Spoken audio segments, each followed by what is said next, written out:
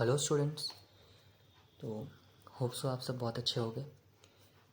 तो इससे पहले वाली वीडियो में मैंने RS Aggarwal chapter 9 class 8 percentage का मैंने क्वेश्चन नंबर 10 तक सॉल्व किया था। आइए अब हम क्वेश्चन नंबर 11 की तरफ बढ़ते हैं। तो स्टूडेंट्स, यहाँ हमें कहा जा रहा है ए football team wins 7 games, which is 35% of the total game played. How many games were played in all? तो पहले इस क्वेश्चन को सॉल्व करने से पहले हमें इसका मतलब समझना होगा। यहाँ पे कहा जा रहा है कि एक फ़ुटबॉल टीम जो है वो 7 गेम्स जो है वो जीत चुकी है, जो कि टोटल गेम प्लेड का सिर्फ 35% है। तो टोटल कितना गेम प्लेड किया गया है, राइट? यही हमारा सवाल है। अब अगर हम इसे इस तरीके से समझे, अगर मान लिया जाए 100% गेम खेला गया है, जिसमें से 35% गेम्स ही एक टीम ने जीता है, और वही 35% क्या है? 7 है। वही 35% क्या है? 7 है। तो हमसे पूछा गया है how many games were played in all. तो अगर हम उस प्लेड इन ऑल वाले को x मान लेते हैं, तो हमारा जो ये सम है, वो जो आंसर है वो निकल जाएगा। तो आइए इसे सॉल्व करते हैं। हम यहाँ पे लिखेंगे late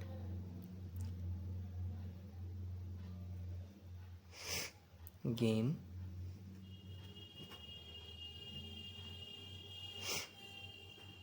played in all be x, then 35% of x is equals to 7। यही है ना? सारे टोटल गेम का जो प्लेड है वो x है, और x का ही 35% 7 है, राइट? तो हम इसे सॉल्व करते हैं। That means 35/100 of x is equals to 7। अब हम इसे सॉल्व करेंगे। अब अगर हम इसे सॉल्व करेंगे तो ये देखिए 5 से कट हो रहा है ये 7 बार में, ये 20 बार में। That means 7x/20 is equals to 7 and x is equals to 7 multiply 20/7। That means x is equals to 20। That means कितने गेम प्लेड हुए हैं स्टूडेंट्स? 20 गेम प्लेड हुए हैं।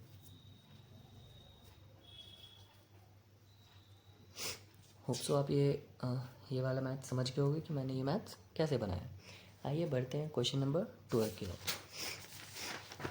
तो इस वीडियो में मैं question number 11, question number 12, question number 13, question number 14 को कवर करूँगा, और 15, 16, 17, 18 में क्वेश्चन नंबर मैं नेक्स्ट वीडियो में कवर करूँगा, राइट?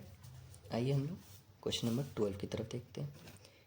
क्वेश्चन नंबर 12 में कहा जा रहा है Amit was given an increment of 20% on his salary. Amit को कितना परसेंट दिया गया increment? 20%, right? If his new salary is rupees 30,600, what was his salary before the increment?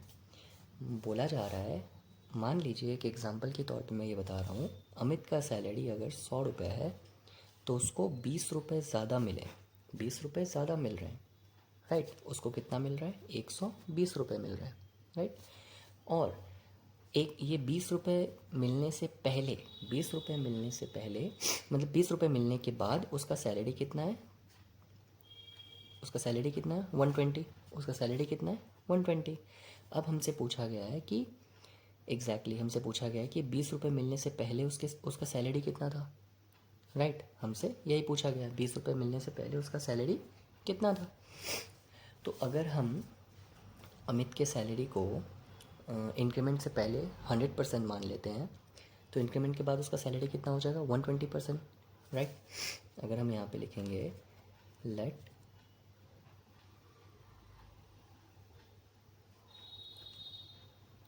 the salary of Amit before increment be 100%, right? Increment से पहले उसका salary कितना? 100%। After increment it will be 100 + 20, that means 120%। After increment उसका salary कितना हो जाएगा? 120%। अब हम इसमें क्या करेंगे, अब हमसे पूछा क्या गया है, हमारे स्टूडेंट यहाँ पे वही 120% क्या है, उसका अभी का जो सैलरी है 30,600। अब नाउ हम यहाँ पे क्या लिखेंगे, late his salary before, let his salary before increment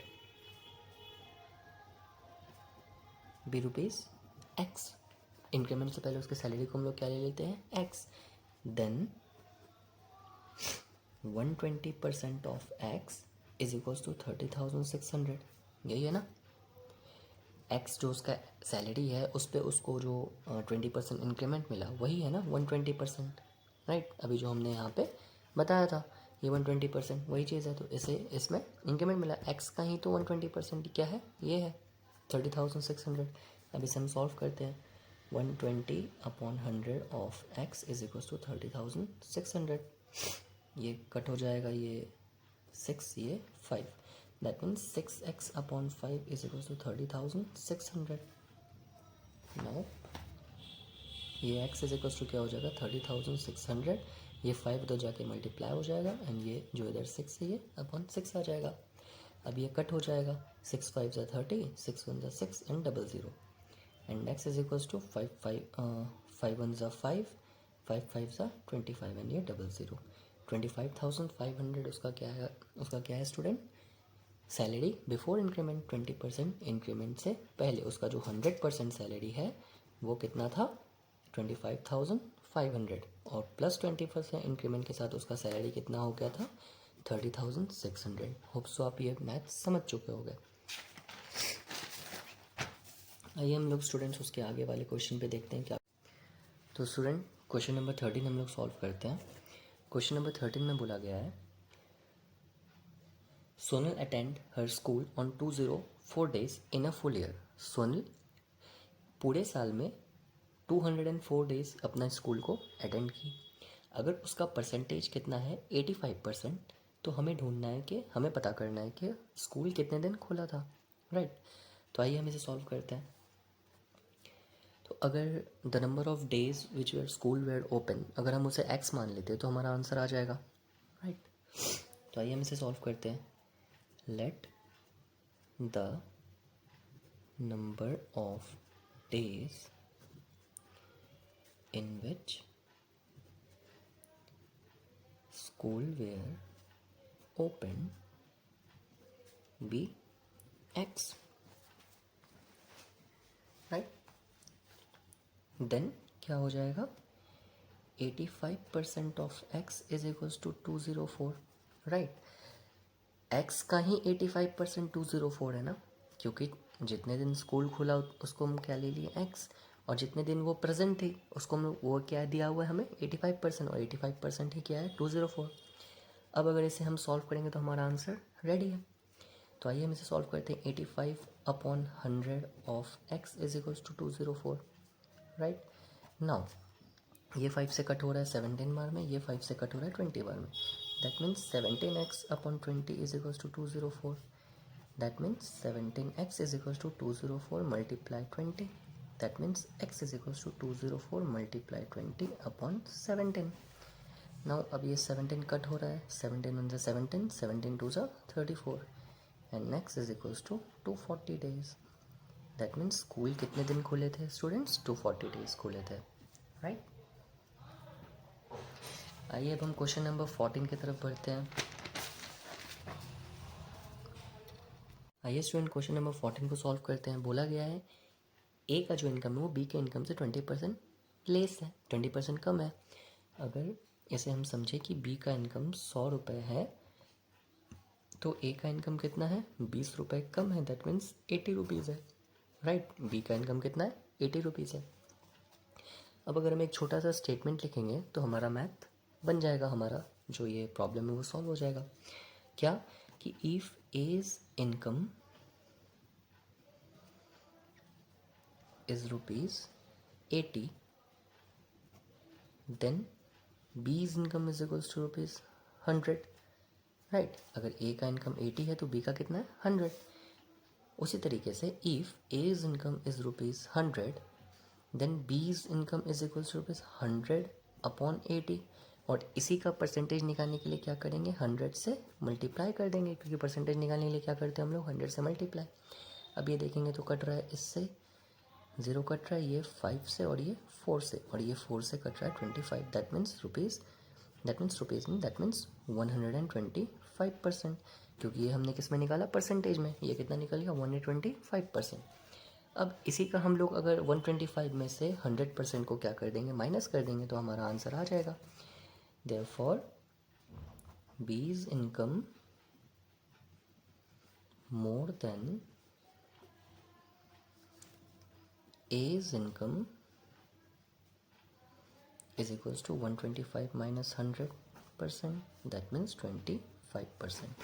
हमारा आंसर आ गया। होप सो आपको 14 नंबर तक समझ में आया होगा। अगर समझ में आया होगा तो चैनल को सब्सक्राइब और लाइक ज़रूर करिएगा, और बेल आइकन ज़रूर दबाइएगा, ताकि जब भी मैं वीडियोज़ अपलोड करूँ आपको पता चल जाए। और अगर आपको नहीं समझ में आया अच्छे से स्टूडेंट्स, तो आप प्लीज़ कमेंट सेक्शन में बताना, मैं नेक्स्ट टाइम बेटर समझाने की कोशिश करूँगा। Thank you students.